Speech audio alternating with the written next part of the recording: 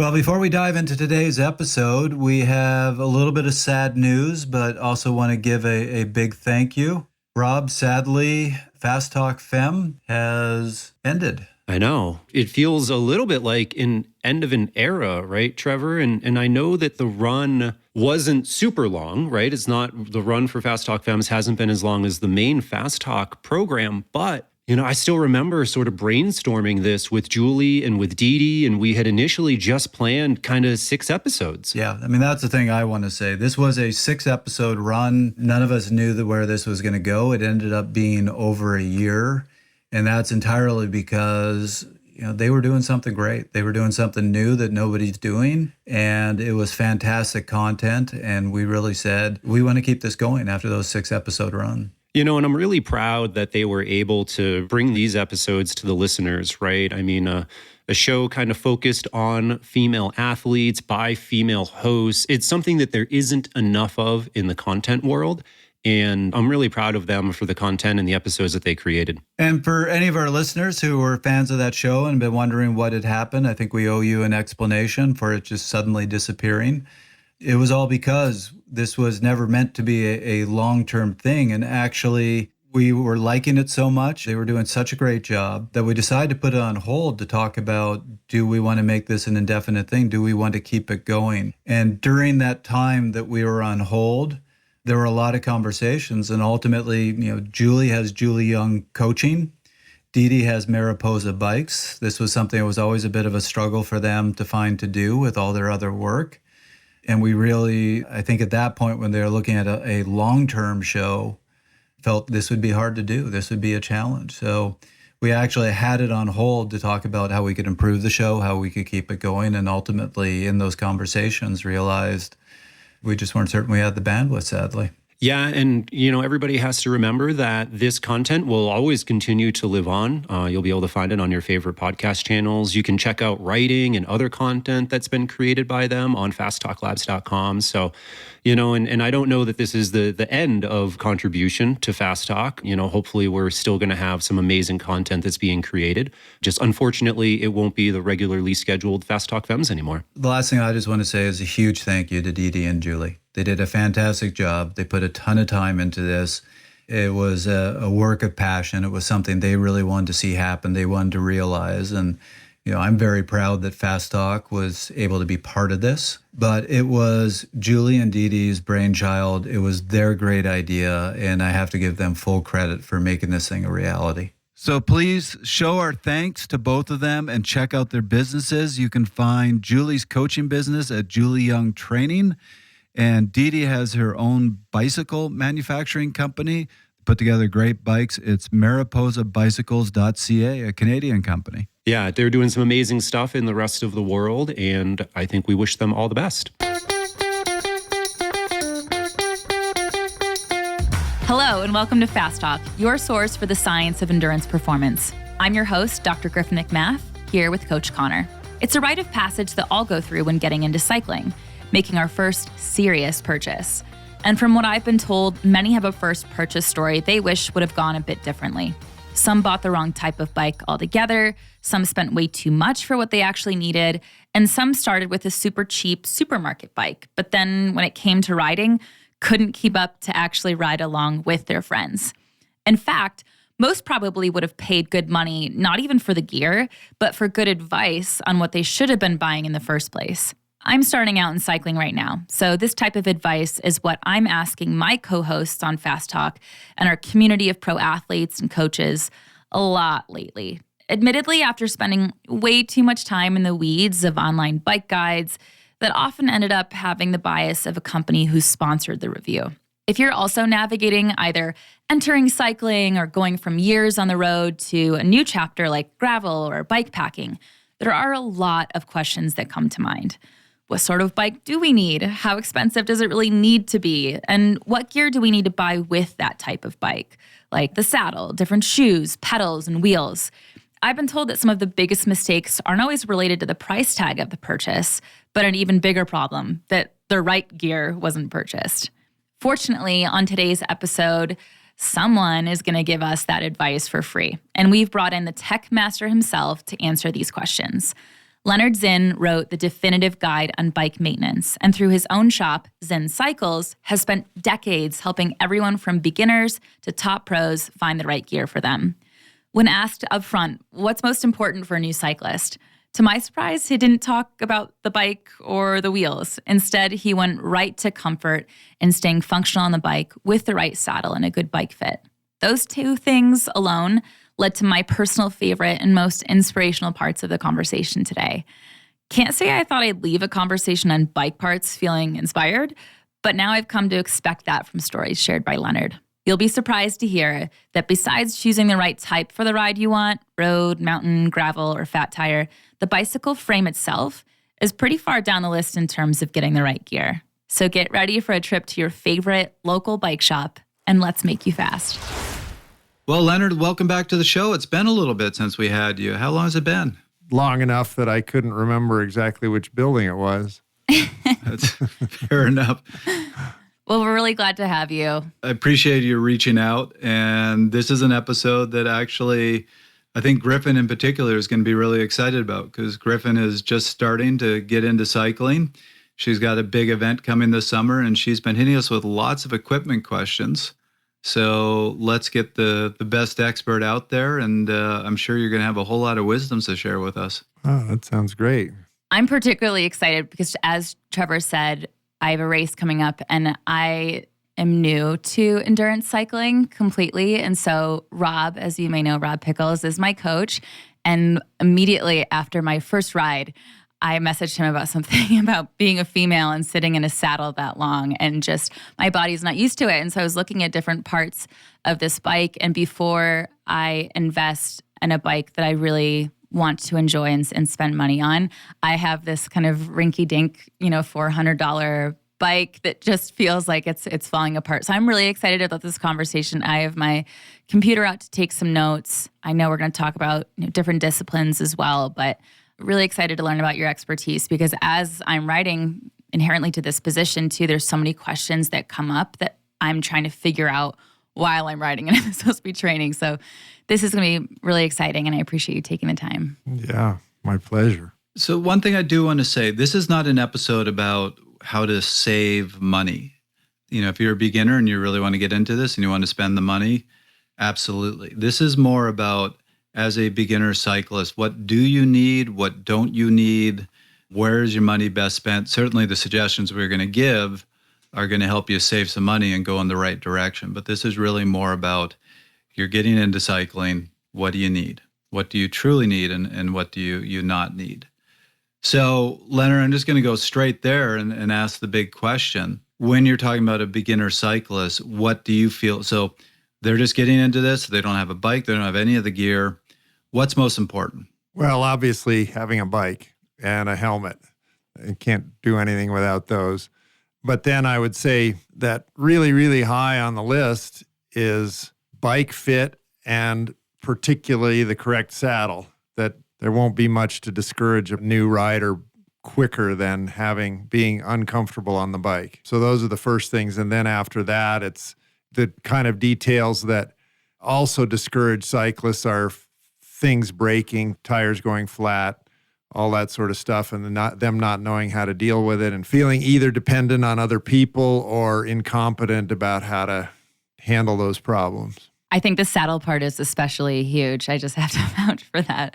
The number of times I talked to Trevor about this, and we've talked about the actual, pants that I'm wearing having padding, and where is the padding supposed to be? Where is it actually supposed to be most firm? And I can't support enough what you're saying. The first thing that I want to spend money on is what I'm sitting on. Yeah, I'm including with the saddle is also the chamois, the padded shorts or padded tights that you're wearing. So yeah, exactly. And I will throw in there, a lot of beginners think you want something that's super padded, like those banana seats that's got 4 inches of foam in them. My experience is those are really comfortable for 10 minutes, but if you start riding longer, they are remarkably uncomfortable. Yeah, no, I'd be happy to start riffing about saddles right now. I mean, it's been a focus for me for decades, and I think that that's an appropriate place to start if that works for you guys. Yeah, no, let's go there. Can we talk too about the difference of saddle needs between men and women? Absolutely, yeah.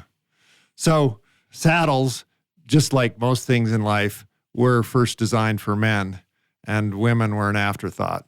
And saddle design originally came from horses, and horses are curved. Saddles were curved. Saddles were made out of leather because everything was made out of leather that you use on horses. Even the fact that you get on the bike from the left side and all the drive system is on the right side had to do with horses, that's how you mount a horse, because you have your sword on the left side, so you can't mount from the right side of the horse because the sword's in the way. So anyway, saddles, when I was on national cycling team in the early 80s, saddles were always curved. There wasn't really choice of width. And most cyclists were young. I mean, we baby boomers are sort of the first generation that's really continued to do high level of athletic activity into now I'm 65 and, I'm on the latter side of baby boomers. There's a lot of baby boomers in their, 80s who are still riding a lot. And when you're 22, you can sit on a 2x4 and you probably survive it okay. But the older you get, the less able you're able to handle that sort of thing. And a brief thing about how saddle design has changed over time. Saddles now are flatter in the back. They come in different widths, and they have a groove or a slot or an opening generally down the middle. That largely was driven by, there was a pretty well-known writer for Bicycling Magazine who had a divorce. In dealing with his angst and anxiety over his divorce, he just rode his bike a ton, like 800 miles a week, and sort of like race across America type of stuff. And he kind of worked through the agony and got to the point where he was dating again. Then when he's dating again, he discovered that he was impotent. And then he went to a urologist, and this urologist became very famous in the bike industry for making the statement that men should never ride bicycles because that soft tissue in the perineum was never meant to support weight. And, obviously the bike industry did not take that lightly and got very concerned. And Specialized was one of the first to jump on the bandwagon of trying to make a saddle that would not cut off the blood supply to the genitals. And so that's when the grooves started happening in saddles, and the saddle became flatter in the back so that the sit bones would sit on the saddle. The blood vessels and nerves that go to the genitals go in between the sit bones. So the sit bones are the bottom of the pelvis, and these bones called the pubic rami that extend out toward the front, those taper in toward the center, and so do these nerves and blood vessels run just inside of those bones. And then as you roll forward more on the saddle, the contact point, because the pubic rami angle inward, the contact point on the saddle becomes narrower and narrower. So that's why a triathlete that's rotated way forward on their saddle finds comfort on a saddle that's much narrower than somebody who's sitting up on the saddle, because they're sitting on the narrower part of the pubic rami as opposed to the person who's sitting up more upright. They're sitting on what we call the ischial tuberosities, the sit bones, which are wider than that's the farthest outboard point of where those pubic rami go. And so the idea was to support those bones and to prevent anything from compressing those nerves and blood vessels. And so one of the things that Trevor mentioned early on is too soft of a saddle, that somebody would go, oh, my butt hurts, I need a softer saddle. And they get progressively softer saddles, but it doesn't take away the numbness. That's because the soft stuff then just squishes up in between the ischial tuberosities and compresses the nerves and blood vessels. Same with a curved saddle. It jams up in between. And then this thing of saddle width became important, where Specialized really premiered this technology of measuring the width of people's sit bones. And they made this thing called an assometer, which is this unfortunate name. Yeah, which at the time was this memory foam. So you'd sit on this pad, and then it would leave these depressions where your two sit bones were, and you'd measure the distance between those. Now it's become sort of more like an iPad screen that you sit on, and it senses the pressure on the computer screen. I'm not sure exactly how that one works. But in any case, once you'd establish the width of the sit bones, then you make sure that there's more saddle to the outside of that point. So say your sit bones are 13 centimeters apart. Then you want your saddle to be for normal riding position, at least 15 centimeters wide and fairly flat in the back so that the sit bones are sitting on the saddle. If that person with a 13 centimeter width sit bones had a saddle that's 12 or 13 centimeters wide, so 13 centimeters was 130 millimeters, that was pretty much the standard width for saddles back in the 70s and 80s, the Sella Italia Turbo, the Sella San Marco Concours, all those saddles, not only were they curved, but they also were about that width. So that means that it's somebody, there's plenty of people with sit bones 13 centimeters or wider apart. That means that they're basically, the entire saddle is jammed up in between their sit bones, cutting off blood supply and nerve function. So that was really the first thing, to get the sit bones on the saddle. Then creating this channel to relieve pressure on the prostate and on the perineum is the next part of that. Then the next part, this is all still talking about men. The next part was how to get pro riders riding these saddles, because they're the people that people emulate. So if they're riding a particular saddle, the reason the Sella San Marco Concours was such a popular saddle was because Greg LeMond and Bernard Hinault rode on it. And so Specialized and other companies like that knew that they got to get these guys on these saddles. And they all traditionalists, I've been riding this Sella Turbo, this turbo saddle forever. I'm not changing. And they'd even, some of them like Miguel Indurain would travel with his saddle separate from his bike, because if the bike got lost, he didn't care, but the saddle was like, that was it for him, his first point of contact with the bike, and it had to be that saddle for the Tour de France, for instance.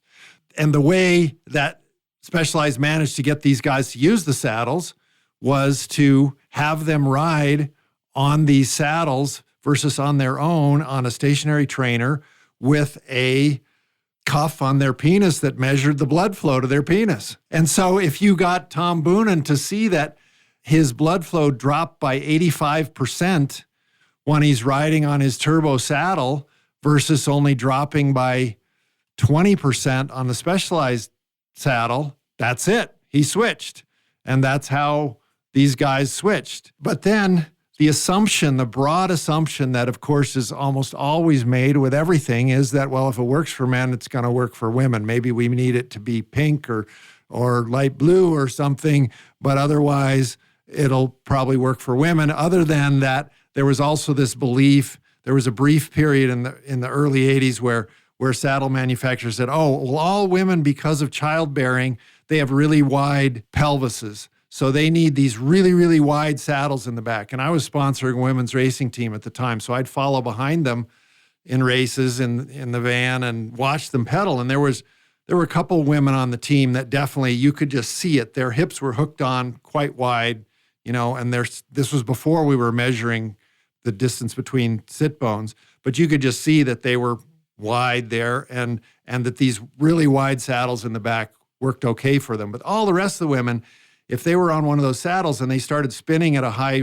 rate, pedaling at a high cadence, they'd just be bouncing all over the place because their sit bones were much narrower. And then every time their leg came down, their hamstring muscles were just hitting this like broad beam, leveraging up one bun and then the other and just bouncing all over the place. So that was obvious that didn't work. And they tended to just, forget this and go back to men's saddles, which at the time didn't have any of the features that we're talking about. But they certainly complained about saddle pressure, and most people just shrugged it off. Oh, well, you're going to get used to it. Now that we have these saddles that support the sit bones properly, we measure the sit bone width, we have this pressure relief area, that's got to work for women, right? That was the assumption. So, but then you started having these events like Unbound Gravel, where women would be riding 200 miles on gravel, and they'd be on these saddles discovering that, no, this does not work. And most women didn't want to talk about it. So literally, there were a lot of women who were top pro racers who were getting labial reconstruction surgery because their labia were getting very hardened and stiff, and it was super uncomfortable to sit on a saddle. And Andy Pruitt, who's sort of the guru of bike fit and worked for Specialized for decades and started the fitting system that became Retool that Specialized then bought, he's a below-the-knee amputee. And it was really his understanding of that problem and how he deals with it in cycling and in walking that made the breakthrough on the women's saddles. And that is that when men sit on a saddle and get ischemia is where you press into an area, like press into your palm of your hand and your hand turns white there for a moment. That's ischemia, where the blood's pushed out of the way.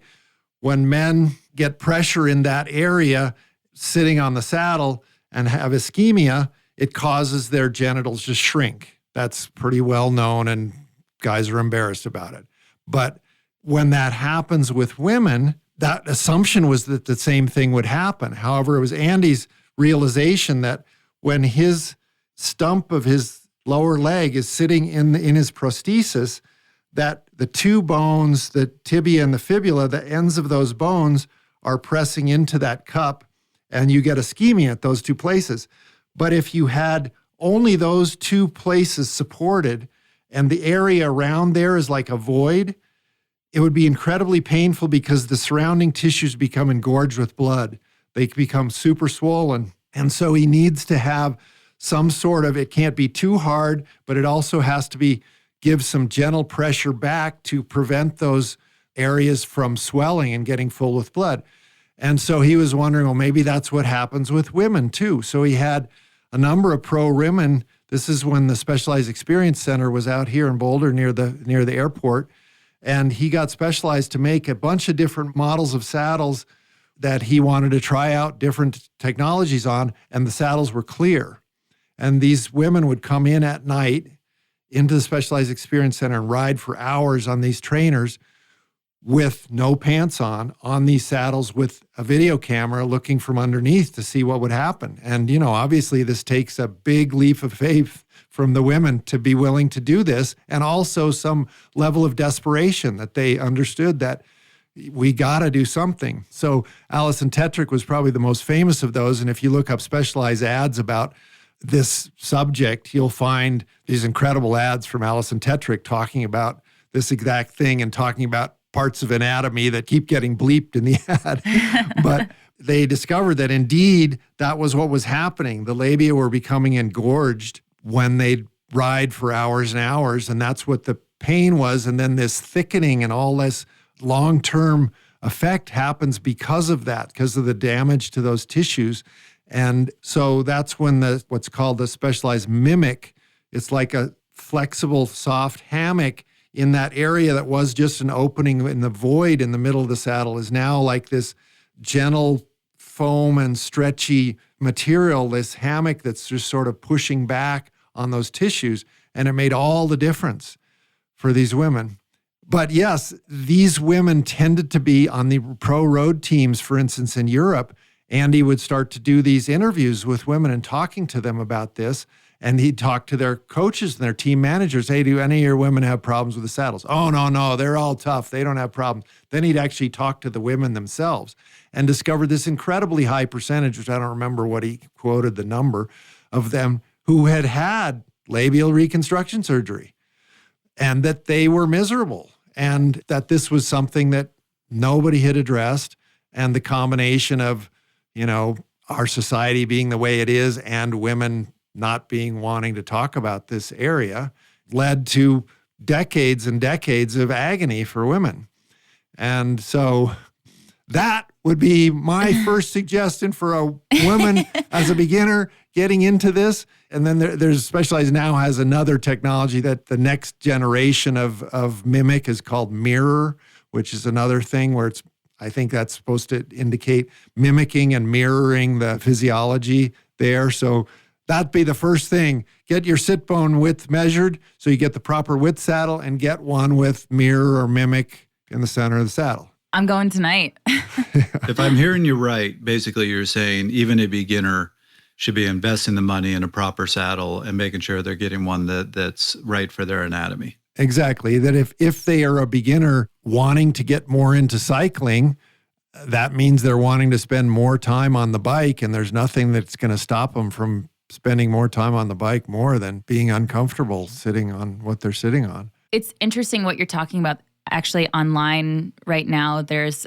kind of a surge of people saying, why aren't we talking about this more as female cyclists? And kind of a call for this needs to improve. And remember hearing about the hypersensitivity, I heard about the hypertrophy, if you will. And I remember on my first longer for me ride of my training plan, I started feeling a strong discomfort. And I had read about this like 2 days before. And I just looked like a biggest weirdo because I was freaking out and my heart rate was like too high on the ride because all I could think about were these things and how I knew I was on a really bad saddle. So I was riding down the road, like trying to like almost not sit on my saddle because I was so afraid of this and because it hurt. And so I love what the two things you're talking about. We'll have to link out to those more details on what you're talking about in the show notes. But just the importance of saying kind of what Trevor said, saddle first, especially for females, there's a lot to consider there, and then to go get measured and to really make this a comfortable experience for you if you want to do this for a long time. Yeah. You kind of expressed the importance of this when you brought up Eddie Merckx, the fact that he'd ride any bike, but he had to carry a saddle around with him. But what would you say is next? What would be the next most important gear for a beginner to consider? Is it the bike? Do they need a great bike, or is it just making sure you're comfortable and can ride the bike, as you're saying?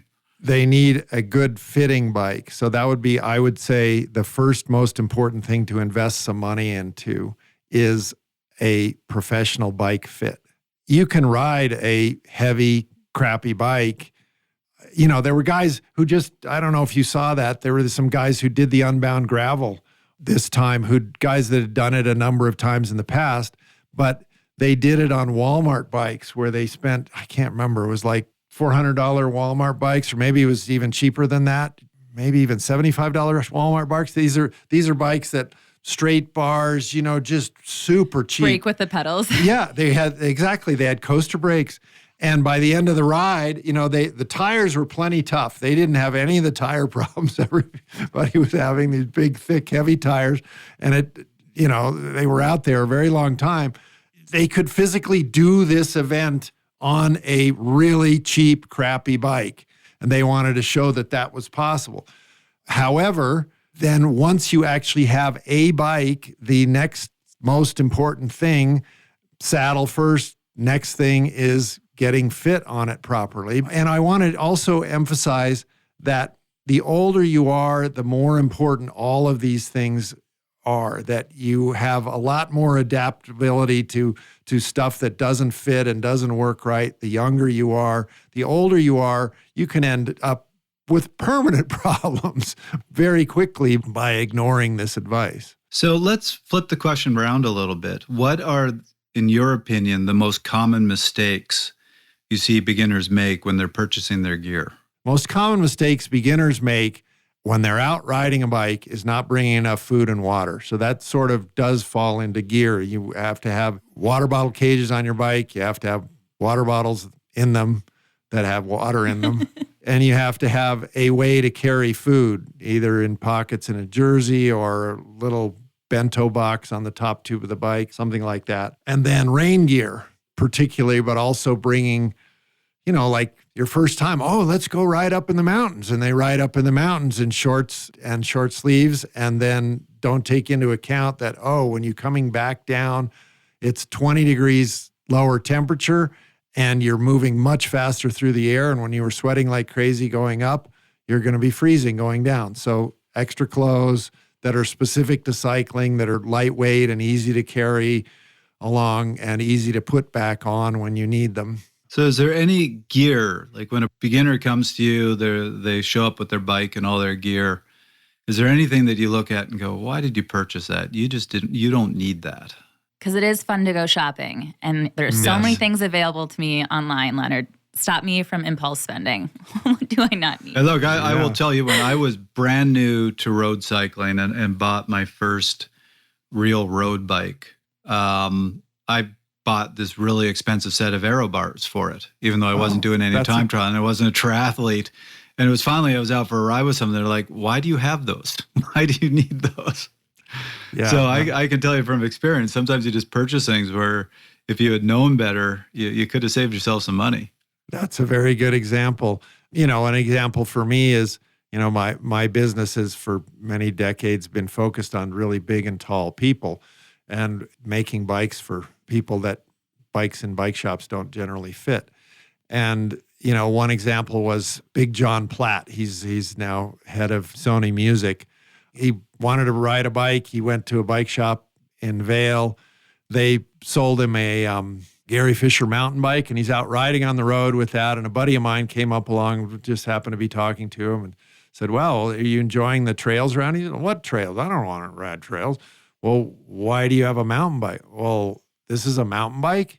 I mean, literally, that's how much beginner it was, that he just wanted a bicycle. He was only going to ride it on the road, and they sold him a mountain bike because that was the only bike that they could make the seat height high enough for him. He's 6'7", 300-pound guy, and that they needed a bike that would support him. And fortunately, my buddy said, you need to go see Lennard Zinn. And so having a bike appropriate to what you're going to be using it for, that's probably the first thing. Like, you don't bring a knife to a gunfight kind of thing. Like probably the most universal bike, I suppose, that you could use for everything would be a fat bike, right? You can ride a fat bike on snow. You can ride it on dirt. You can ride it on pavement. You can ride it on anything. That said, it's going to be pretty dang slow on pavement, and it's still pretty slow on smooth dirt trails and even bumpy ones, that it's really meant for one particular thing, just like your aero bars are meant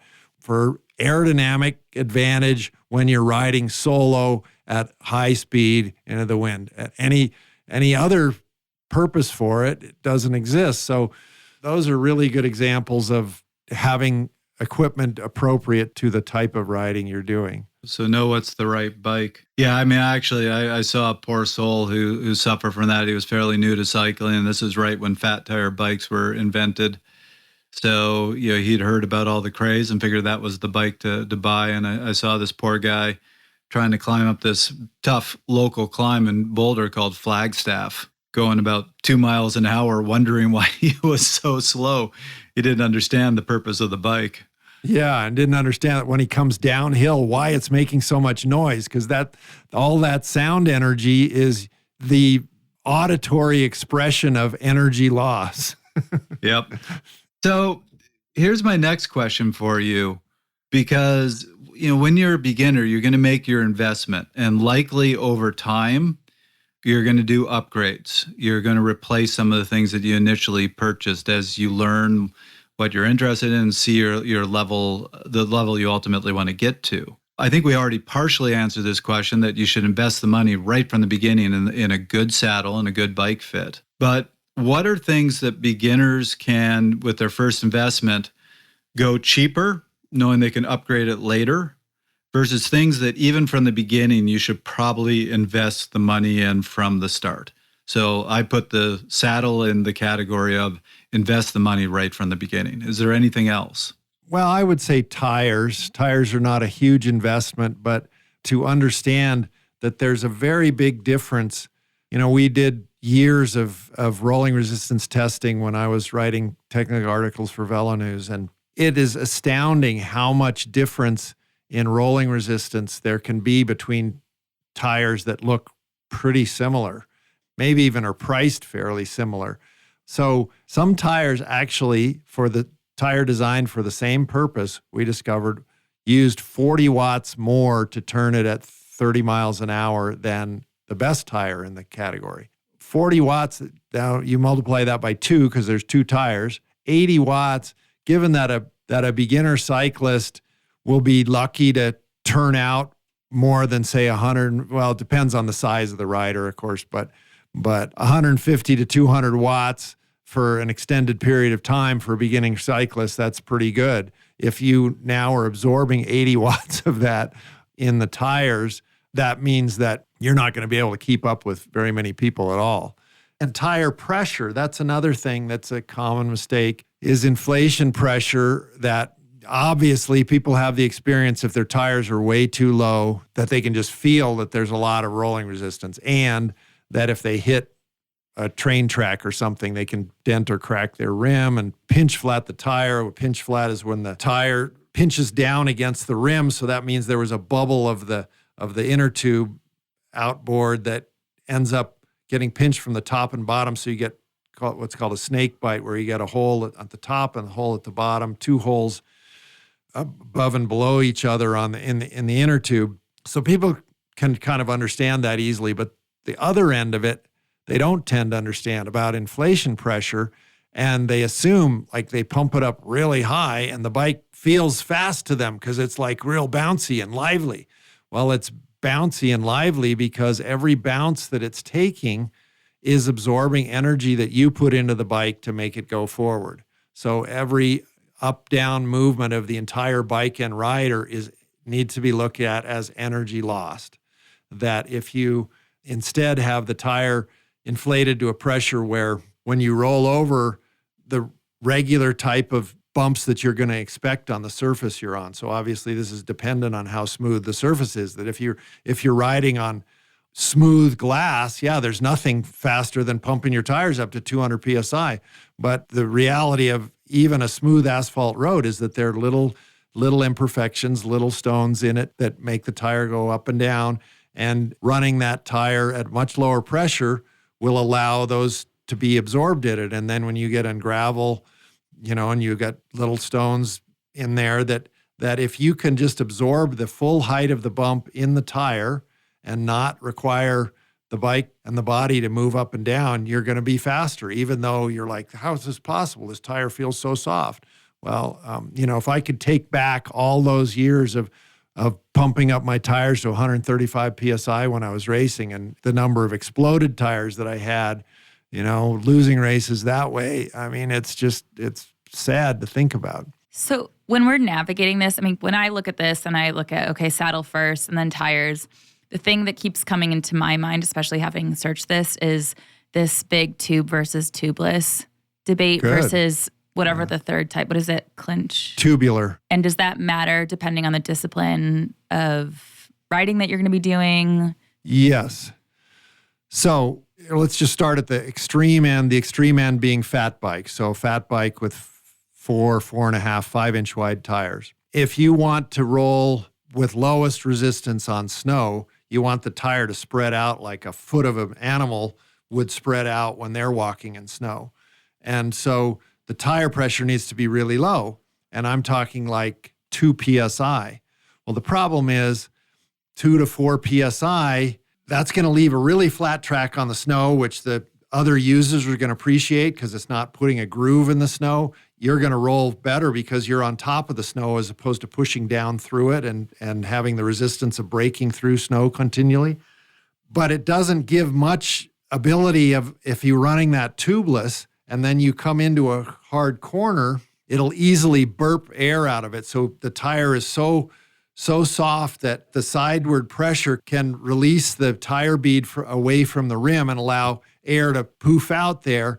And there's nothing more miserable than I can imagine, especially in the far north where it's pretty dark in the winter too, to be out in the dark at 10 below zero dealing with a flat tire. So in that case where there's also very few sharp things, glass, sharp rocks, anything, you're riding on snow, it makes sense unless there are some crazy things you can do to make tubeless work under those conditions. But otherwise, I would use an inner tube in that circumstance. That the downside of having a flat in that condition is so much higher than the upside of little lower weight and little lower rolling resistance of not having a tube inside.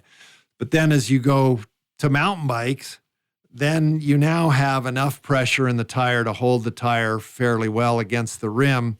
And the difference between tubed and tubeless is going to be enormous in the potential hassles you're going to run into, because there's all sorts of hazards that you can get punctures riding a mountain bike with thorns if you have an inner tube.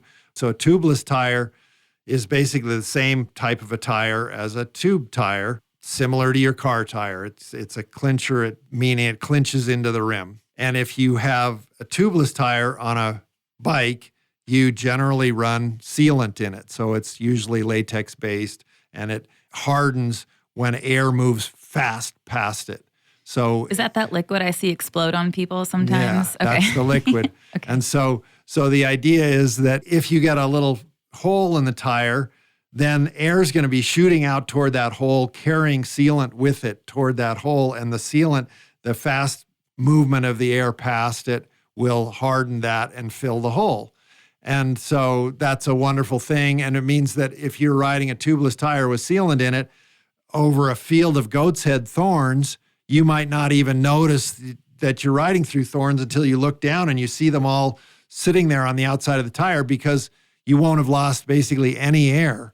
But if you do that with a tube tire, all of us are familiar with what a thorn is like in a tire that has an inner tube in it.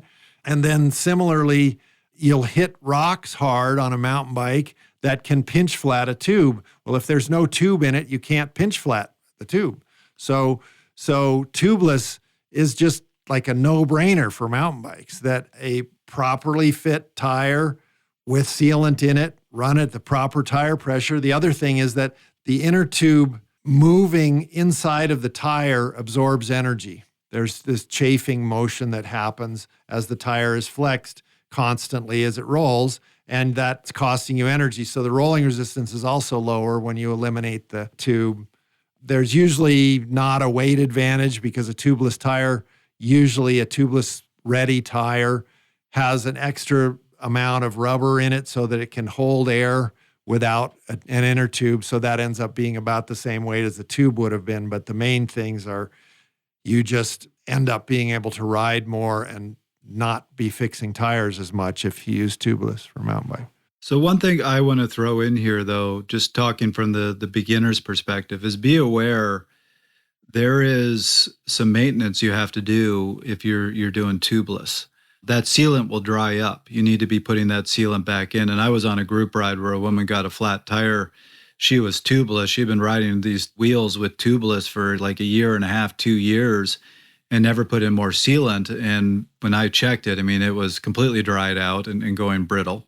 You need to be using the tires regularly. And I'm sure you'll talk to this, Lennard, but you do need a special pump that actually builds up pressure and then forces pressure in really quickly. So there is a bit of knowledge and understanding that's required to use tubeless effectively. Is this kind of like so many miles on your car and you need an oil change, the thing with the sealant? Similar. And is there a standard formula? Because I'm notorious for waiting at least 5,000 miles more before I get an oil change.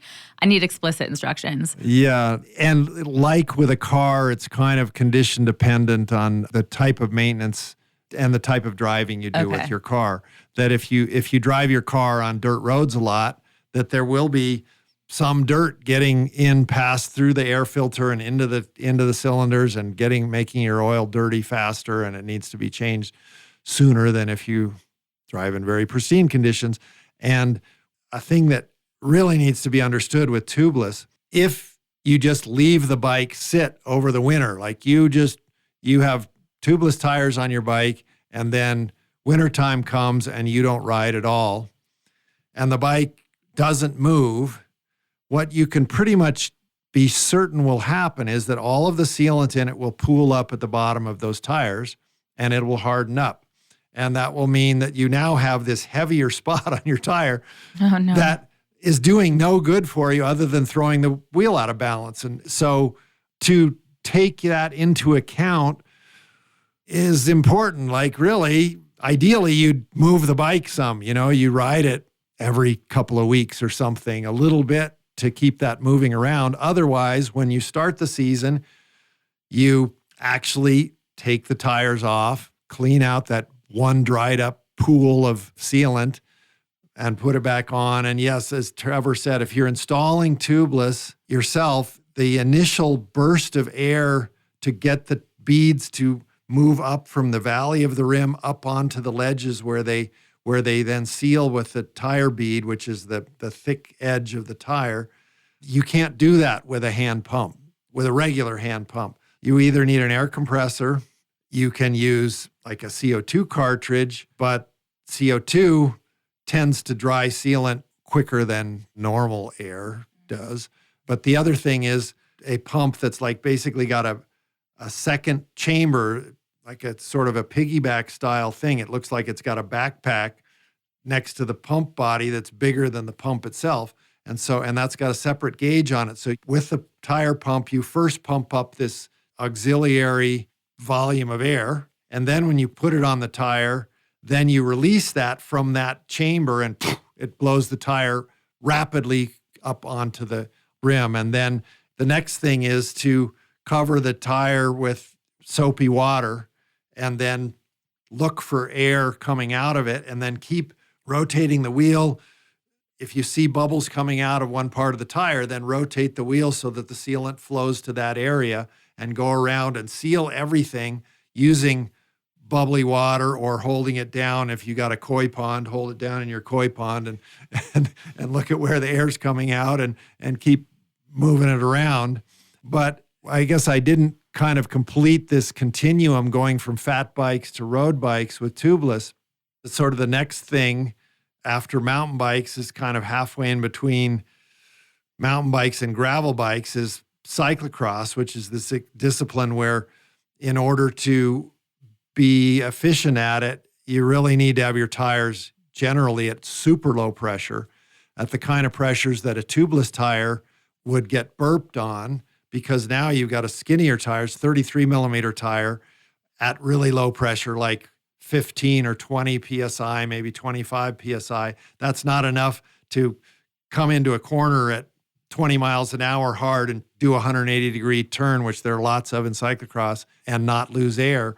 So that's where a tubular tire, that's, as far as I'm concerned anymore, that's the only application for tubular tires is for cyclocross, where it's absolutely an advantage because the tire is like a garden hose. It's a cylinder now sewed on the bottom, so the tube is sewed into the tire itself, and the tire is glued onto the rim. So you can run it at really low pressure, and it'll fold over side by side, but it'll stay on the rim. It'll also run flat because it's glued onto the rim. If you get a flat, it won't come off the rim if you keep riding on it, and you'll have to ride.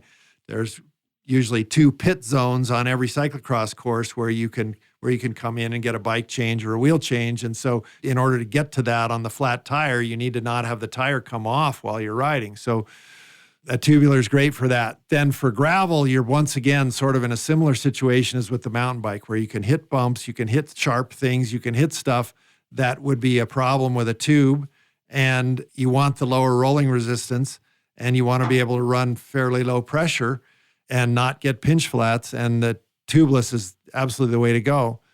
Then when you get to road tires, now you're running at high pressure and you got a very small tire. And we had a really long period where the tire manufacturers and the rim manufacturers weren't on the same page in terms of specifications. There was something called ETRTO, which is the European Tire and Rim Trade Organization, and there was not a unified standard that both the tire companies and the rim companies worked on. And one in particular in this country was Stan's, where they were making the rim sidewall above the ledge that the tire sits on. They were making the ledge a little bit bigger diameter than everybody else was making their rims, and they were making the sidewall a little bit lower in order to try and make the tire rounder when it was mounted on the rim. But then that meant if tire manufacturers would start changing their spec a little bit in order that they'd be easier to mount on those rims that were bigger, but that meant that the fit wasn't as tight on a different rim.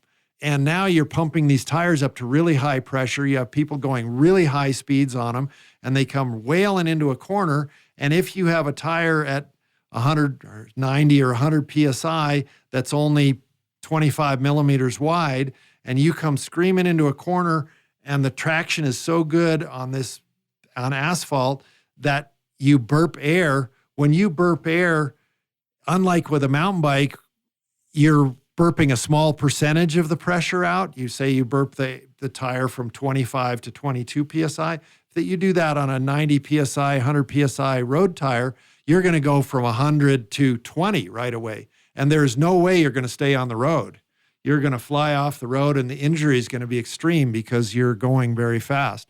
So now, as of January 2023 was when it's now ISO now does the standards for this and not ETRTO and ISO now established a universal standard for tires and rims that all the tire and rim manufacturers agree on. So presumably one can feel safer with a road tubeless tire, but still, if you think of lots of tubeless mounting systems where people just take a standard rim and they put airproof tape that tends to be quite slippery onto the rim, that then combined with the slipperiness of the sealant can really allow the bead to slide inward and burp air, compared to a rim that's specifically made for tubeless that has a little raised lip on the inner edge of the bead, just like a car rim would have, where it takes much more force to dislodge the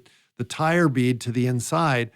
And so with road tubeless, I'm just saying that one needs to really have much more secure. They make sure that the rim that they're using is absolutely, this is a tubeless specific rim, and this is a tubeless specific tire, and that they're made recently within the last year or two to make sure that everything is going to be in specification and you don't have to worry about blowing that tire off. And it can be done. I mean, Tadej Pogacar is winning everything apparently on tubeless tires these days.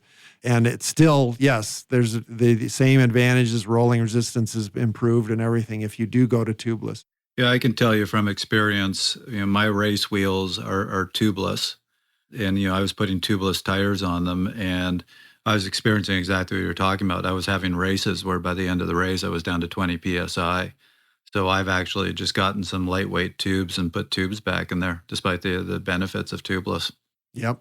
And if you use like a latex inner tube or one of these polyurethane inner tubes, those actually are quite low rolling resistance and quite resistant to flatting when pinch flatted, unlike a butyl tube, which is the standard black tube that you have. So I'll give you my hot take on this. Thinking about beginners, I don't think a beginner should get within 10 feet of tubular. It's just too complicated. I'm talking about, the beginner who's just still learning how to change a flat. But I would also say for them, I think they're better on a clincher with a tube, despite the benefits, just because of everything that's involved in maintaining and setting up tubeless right. The other issue is if you're out for a ride and you're on tubeless and you get a flat and the sealant isn't good enough and you have to put a tube in there to get home, you're going to get yourself coated in this sticky liquid. And let me tell you, getting a tubeless tire off, getting a tube in there and then putting it back on, you got to be really good at changing tires to be able to do that, because those tires are tight. Yeah, they're hard to get on and off. There is one thing, though, that I would put on this gear list, mandatory gear list for beginner cyclists, and that's something called the Vittoria Pit Stop. Carry along. There's also Hutchinson Fast Air. So this is the equivalent of things that you can get for a car tire, which is like a aerosol can that's got high pressure gas along with sealant in it, where you can fix a flat on a car tire. People are maybe familiar with that. So the Vittoria Pit Stop or the Hutchinson Fast Air is bigger than a CO2 cartridge inflator, but whether you got an inner tube or tubeless, especially for tubeless, it's awesome. But for an inner tube too, you just stick the nozzle onto the tire and it blows the tire back up and puts sealant in it all in one go. No removing the tire. And, if you get a cut in the tire, this is not going to fix the problem. But if you get a cut in the tire, neither is replacing the tube, because the tube will stick out the cut. You've got to boot the tire from the inside and a bunch of other stuff. But if you just have a small leak, this will fix it. Then you fill it with this sealant filled, and it's actually propane usually inside of this thing as opposed to CO2 or anything. And then you see where the air is coming out. You rotate that to the bottom. And again, just like with tubeless sealant, you just allow it to stop flowing when it seals the hole, and then, or else you just jump on the bike and start riding. That's a good hot take. And I'm going to throw out another quick hot take for anybody who's fairly new to this and you don't know what he means by booting. So, Lennard, you were just talking about a slice in the tire, not the tube, but a slice in the tire. As you said, the issue is you can put a new tube in there and it's just going to push out through the tire and you'll get another flat. So always carry a dollar bill with you, because you can fold up that dollar bill, you put it between the tube and the tire, and it prevents the tube from ballooning out. You don't want to leave it like that. That's just to get you home, and then you throw out the tire, but it can be a lifesaver.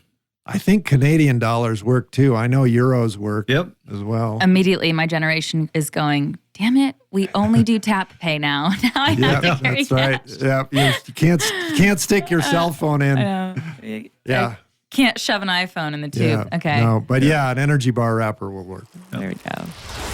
The world of endurance sports is full of stories of accidental athletes, like triathlete champion Chrissy Wellington, who was a government bureaucrat before she became one of the greatest Ironman triathletes of all time. Or ultra runner Dean Karnazes, who bet that he could run across America if a friend quit smoking. Or Fabian Cancellara, who started riding bikes as parental punishment for bad behavior.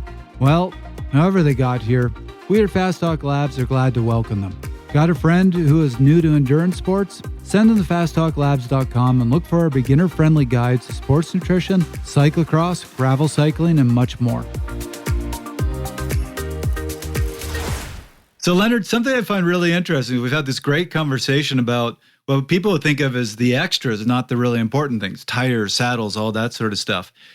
We talked a little bit about the bike, but really all you said is pick the appropriate bike. So here's my question to you. A beginner cyclist just getting into this, do they need to buy the $2,000-$3,000 bike, or as long as they're picking the right bike for the job, are they fine on the $200-$300 Walmart bike? Is there a certain level that even as a beginner you should purchase? I want to piggyback off of that and kind of add from my own words here, in that we're talking about all these really great pieces. And so now I'm wondering, to his point, do I keep my $400 bike and just get a really nice saddle? I would like to not keep the $400 bike, but do I piecemeal this concept of a bike build, or do I just, go out and buy the everything's set to go $3,000 bike? There's this mentality now, we're giving people so much information about these different pieces they should really pay a lot of attention to. Well, if you can afford it, sure, great. Get the $3,000 bike from the beginning, but I will say, first of all, there's used bikes, and we have more access to used bikes than we ever did before with online ability to buy used bikes online. You're not just dependent on your local area for, want ads in the newspaper or something. And in buying a used bike, you want to make sure that you have somebody assisting you to make sure you get the right size, because you won't have somebody in a shop to help you with that. But you can get a very good bike for less money than getting a used bike. Getting a new bike, like $200 or $300 bike, I don't see the point at all. I think probably you got to be over $800 or maybe $1,000 on a new bike before you get a bike that would then make any sense to upgrade later. Like you could get a $200 or $300 bike with the expectation that I'm not going to upgrade anything except maybe the saddle and the pedals.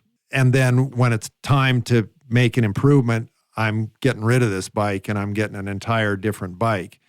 Once you get up over $1,000, I think then you can say, okay, I can get a bike with a pretty decent frame for that. I'm going to have downgraded wheels, tires, components, and that it can be worth my while to upgrade those things. And the first, beyond the stuff that we talked about that I think is critical, saddles, bringing the right stuff along with you, having shoes that work well and pedals that work well with the shoes, and proper cycling shorts. And we talked about tires. Then the next thing would be wheels. A bicycle literally means two wheels. And that's the most important part of the bike is the two wheels. And then you can make a huge difference on a cheap bike because the wheels will be cheap on the cheap bike, and you can make a big difference spending as much money on the wheels as you spend on the whole bike. Wow. And aerodynamically and weight-wise and efficiency, that's sort of a great thing. And then if you're shifting basically works okay, and your braking works okay. Another thing that bikes all generally now have disc brakes. It's just over a certain price point, you're going to get disc brakes. Well, and there's a very big difference between a cable actuated disc brake and a hydraulic disc brake. Tell me about it. Yeah. So to upgrade your disc brakes to hydraulic ones, that's kind of the next thing. What I'm not hearing at all in this conversation, and we've been talking for an hour now, I've never heard anyone talk about the frame, like the different materials of the frame. And I feel like that gets so much attention. Is there a reason why we're not as concerned about the frame, at least for, I guess, like a beginner? One thing I'm going to say is carbon fiber is cool. People don't think aluminum is as cool. I will say there are plenty of aluminum bikes out there that are much cheaper. And unless you're racing the Tour de France, is going to perform just as well for you. So you don't have to go to the carbon fiber bike. Well, so the question was really about frames. I've been a frame builder for 43 years now, and we first started building frames out of steel and then went to titanium and basically never stopped. We do aluminum full suspension bikes and we do some carbon bikes too, carbon frames too. I believe absolutely in titanium. It's the longest lasting. Bike's going to go great forever. There's a huge advantage to a carbon bike in the sense that the labor required to make it is low skill. So, any welded bike requires skilled labor. And so that means even though carbon bikes are more expensive than aluminum bikes generally, that doesn't mean that the cost to produce it was higher. It means that they can get that for it.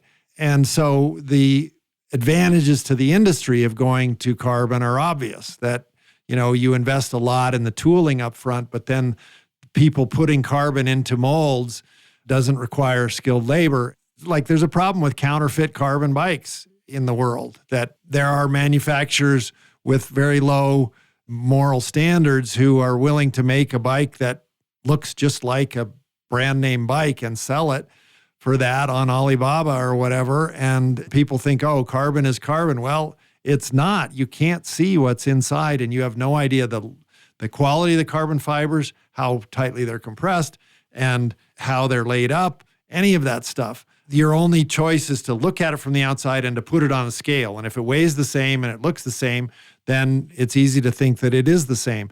As opposed to a welded bike, whether it's aluminum, steel, magnesium, titanium, whatever, you can look at the welds, you can see how it's put together. And if you're economizing, is what I'm saying, if you're not going to a high-end shop and buying a high-end carbon bike that you can be sure is from the manufacturer, you can limit your potential to screw things up getting an inexpensive bike by getting an aluminum bike. But I still feel that the most important part about the frame is that it fits properly and not what it's made out of, provided it's strong enough to support you. And that also depends on your weight. Like if you're a big, heavy person, you can't be using the same wheels and the same frame as lighter people. You can't expect things to hold up the same for you. And whereas a light person can kind of get away with anything, but does not need to have the overkill of a heavy bike, a heavy duty bike, because they're not going to put as much stress on it. Lennard, I know there were a few things that you really wanted to talk about in this episode, but I think we would be remiss if we didn't take 2 minutes and talk about shoes and pedals. What should a beginner think about there? Well, I think the first thing they should decide about is how much they intend to walk in the shoes. Like if they're not going to be walking around in it. So walking around, what I mean is like if you're going on a gravel road ride and you want to you see an overlook, you want to get off the bike and wander over to it, or you're going to go meet people at the coffee shop or especially one that has stairs, where you got to walk down or up stairs. That makes the broad distinction between basically, quote, mountain bike shoes and road bike shoes. So mountain bike shoes, they're meant for pedaling, but they're also meant for walking. They have tread on the bottom and they have a recessed cleat, whereas a road shoe has a cleat that's sticking out on the bottom. So it means that the front of it is going to be sticking up high. You're going to be walking around on your heels, and the bottom of it is really slippery, and you can't expect to be walking around, climbing stairs and things like that with it. Sounds like tap dancing. Exactly. Or wading through a stream. If you wade through a stream with the road shoes, you're going to get crap in the cleats that are going to prevent you from clipping into the pedals. So mountain bike pedals and the cleats that go with them were meant for getting in sand, mud, dirt, water, snow, ice, and still being able to clip into the pedals. So that's the first broad thing. Yes, with a road shoe and pedal, you are saving some weight because you don't have the rubber knobs and rubber lugs on the shoes, and the pedals can be smaller and more reduced. And you can get better cornering clearance because it'll only clip in on one side and it'll be low to the ground on the other side. And it'll just be more efficient. But if for any kind of mountain biking, gravel riding, and I say for a lot of road riding where you're just, you want to be able to stop and stop at a coffee shop. You want to be able to, there's not a big downside to having mountain bike shoes and pedals. And then if you have fit problems, like if you have really huge feet, or you know that your knees or hips need to be aligned in a certain way, then there is that sort of steers you with road pedals toward speed play pedals, which have more ability to shim the cleats, to cant the cleats, to tip your foot one way or the other. If you're somebody that needs to go to a podorthist or a podiatrist about your foot problems, well, this is kind of, that gravitates you toward a speed play pedal because they come in all different spindle lengths and they're really the favorite of bike fitters. Shimano has some pedals that do come in some different spindle lengths, and if you need a different spindle length and you're getting a mountain bike pedal, then Shimano would be the one that you'd look for that has a variation of spindle length.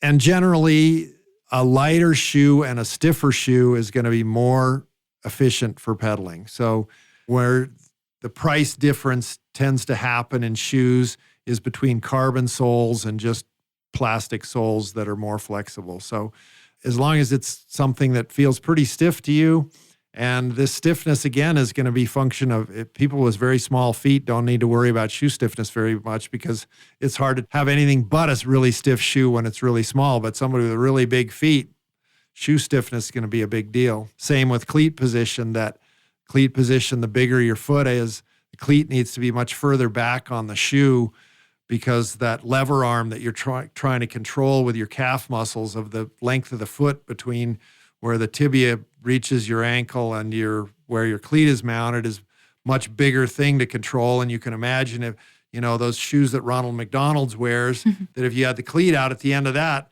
it's super inefficient to be trying to control that giant long thing with your calf muscle. It'd be much more efficient to have the cleat much closer to where your ankle is. So those are all considerations. And I'll throw in there, you brought up the importance of, even as a beginner, getting a good bike fit. Just my personal opinion, but I think if you show up with a great saddle, your new bike, and running shoes, you can't get truly a proper fit. I don't think you need expensive shoes. I mean, my mountain bike shoes, which I love and what I train in all winter, I got in the bargain bin. They're a set of Shimano's for $45. And I've used them for years and love them. But, that would be my recommendation to beginners is if you're just going to have one set of shoes and pedals, I'd like you, probably recommend go with versatility, get a mountain bike shoe, get the pedals, and make sure that's part of the fit as well. Yeah, and then if you have multiple bikes, then you only need one set of shoes that'll work on all the bikes as opposed to your road bike needs these shoes and your mountain bike needs these shoes. And now they call gravel shoes now. Well, I don't think there's any difference between a gravel shoe and a mountain shoe, but it's another way to sell people another pair of shoes, and I don't think it makes sense. I think as a beginner, there's some type of mountain bike shoes, and I like them because first off, they also look really cool, and I would wear them with jeans if I want, but they're not clip-in. Like the idea of clipping into a bike where I'm at, like people would call themselves beginners, but like I am a true beginner. And the idea of clipping myself into any vehicle where me and the vehicle go down because I can't balance sounds really intimidating. So these other shoes, right, where you lace up and there's nothing in the bottom besides, the grips, that feels so much more doable than the idea of tap dancing. I'm not ready to be a tap dancer just yet, but I do look forward to the day where I can tap dance into a coffee shop with Trevor with all the other Boulder cyclists. That'll be fun. I'll feel like I've graduated. That is a good hot tip. If you're a new cyclist and you just bought your first set of clipless, do not go out on a busy road. Find somewhere with no cars to practice with them. Because first time I rode them, I actually fell completely over. I was going such a slow speed, it didn't hurt at all. But it's going to be a little difficult unclipping until you get the hang of it.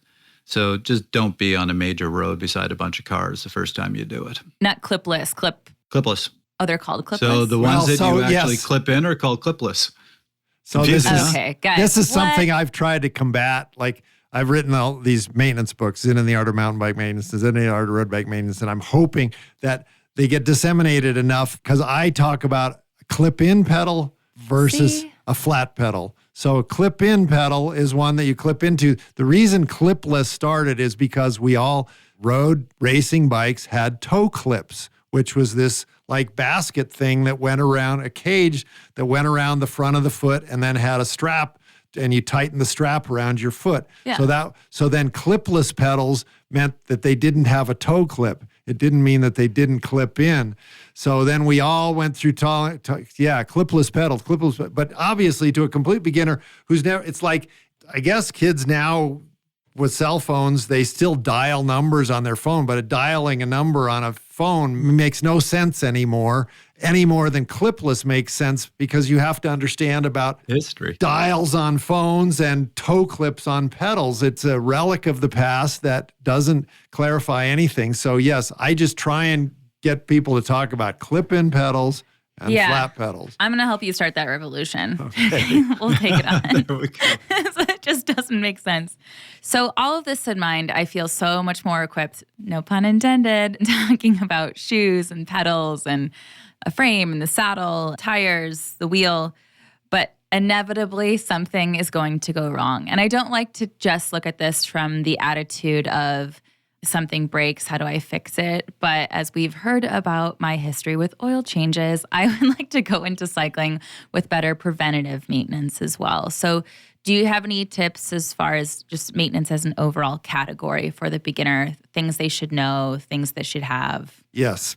So the most important thing, I think, is to get in the habit of, before you get on your bike, to check your tires. So we've talked about tire pressure. I do mean checking your tire pressure, but then also inspecting the tire.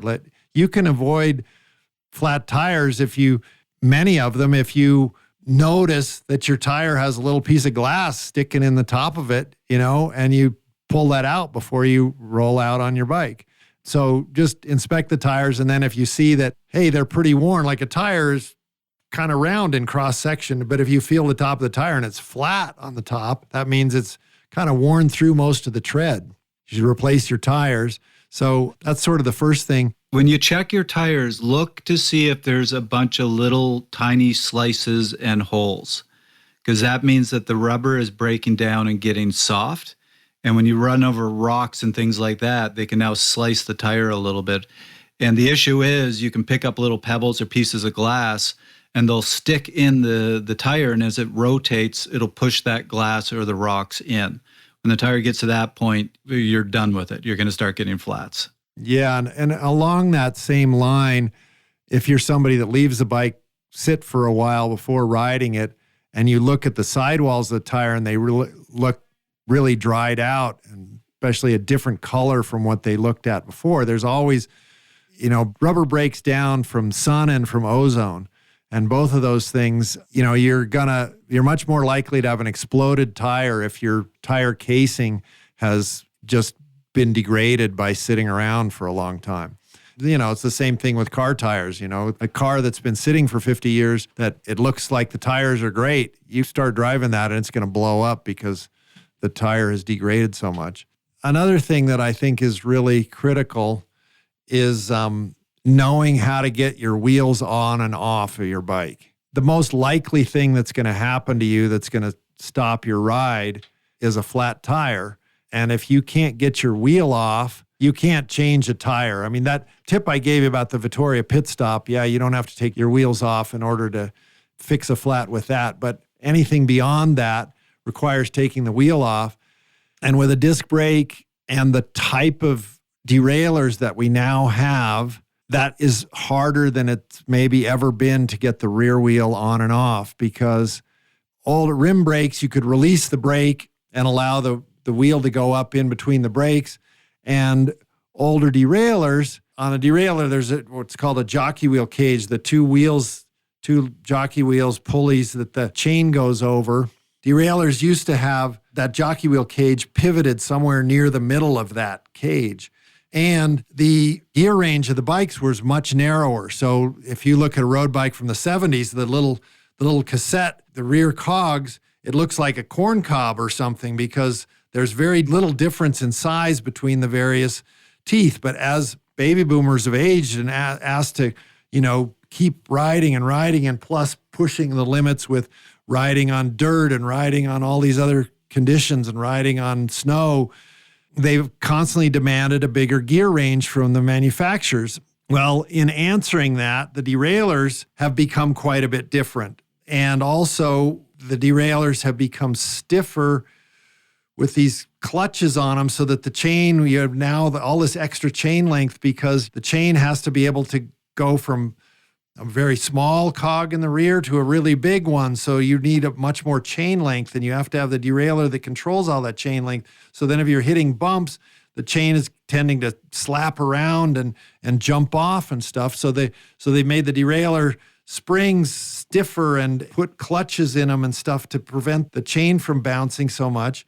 And they've now made all the derailleurs so that the pivot of the jockey wheel cage, instead of being sort of more the center of the jockey wheel cage, is at the upper jockey wheel. That means that before, when you used to be able to get the wheel in and out, all you do is pull forward on the bottom jockey wheel, pull down and forward, and that moved the upper jockey wheel out of the way of the chain so that you could pull the cog past the jockey wheel and move the wheel in and out of the bike. Now, when you do that, it doesn't move that upper jockey wheel at all because that jockey wheel is pivoting on that end of the derailleur. Well, if you then now have to pull the derailleur back, you're fighting against this super stiff spring. You're fighting against the clutch. And as you pull the rear derailleur back, it moves it inward. So that means it's now harder to get it free of the chain.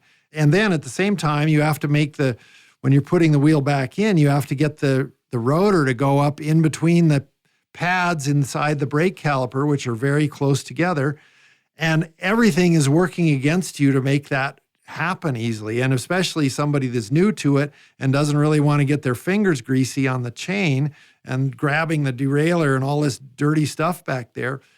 It takes some practice. And, this is much better done in a video, but if you can't get your wheels on and off, and where I'm really talking about is the rear wheel, you're going to be in much bigger trouble. You can have all the spare tires and pumps and CO2 cartridges and inner tubes and tire levers and everything you want in your bag with you that you were recommended to carry along with you, but you can't do anything with any of those tools if you can't get your rear wheel off and on. We're going to have you back in the office to give us a DIY video here. Yeah. I think that's going to have to happen. So Griffin, as we're winding down here, do we have a question for the forum? We do. So whether you're an experienced cyclist or you're someone who has already made your purchase, maybe recently, what is the best advice that you've ever received on that big first purchase? Fantastic. So go to our forum, check out that question, and give us your answers. Well, I hate to say it, guys. We're only halfway through the outline, but we're an hour and a half in. So I think we need to call this one, even though there's plenty more to hopefully talk with you in the future about, Lennard. But you know the routine. We always finish out with our 1 minute take homes. So Lennard, let's throw it to you. What is the most salient, important message for a beginner cyclist to take from this episode? Attend to your saddle first. That was the shortest 1 minute we've ever gotten. Had a good one. That was so good. Griffin? Yeah, my first takeaway was that just the history. I didn't realize the history of how horses to bikes and the way where they were engineered. So Trevor's birthday is coming up later on, and I feel like I have to get him a sword now so that when he comes into the office, he can dismount from the bike and then also take out, his sword as like our fearless leader. I actually kind of like the tone that sets around the office. I'll see how it's received. But yeah, I think the other takeaway was I was really, really moved by you talking about the female athletes who with Specialized, who came in, sat on clear seats with, nothing on, with video cameras straight up, at them. And honestly, it made me well up a little bit at just what a beautiful thing that is, that those humans put themselves in such a vulnerable place for the benefit of every female ever thereafter who would be able to cycle. And that is a very vulnerable thing to talk about, and to witness those types of changes in your body and then talk to other people, let alone talk to a company who wants to put a video camera on that, is a really big deal. And so, if you're listening out there or the people who've put that together, I'm so grateful. And I'm once again so wowed by women, and thankful to Andy for the role that he played. That was a really neat story. And I think my last takeaway was just really having an appreciation overall for the order of what I want to do, and certain things that I can just kind of scroll past online and feel like, that's a flashy thing that I just don't need to worry about right now, and feel a bit more confident navigating that conversation at a store. So I really am so glad that you came.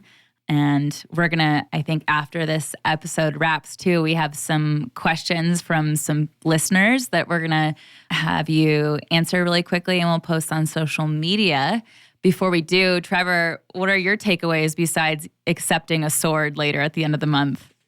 Oh, I love the sword. I kind of want to leave it there, but I have one. You are right-handed, right? I that am was the whole right-handed. thing. That's why the sword is on the left, because it's assumed males with right-handed males. There we go. There we go. The next will be the suit of armor, but that'll slow me down on the climbs. My take home, we asked the question early on, what are the biggest mistakes we see beginners make? And my answer to that question is my take home, which is I see a lot of beginners obsess the bike and feel they need to buy that $3,000 bike. And you could see that's just not where we went here. Lennard, you made a great point that which type of bike do you want? You could go and spend the $3,000 on a road bike, ride for a few months, and realize I'm really more a mountain biker. Now, what are you going to do with that $3,000 bike? So to me, the lesson here is it takes surprisingly little money to get a well enough performing frame for any beginner. Don't spend the ton of money on the frame. Spend it on as you said, the wheels, the tires, the saddle, getting the bike fit.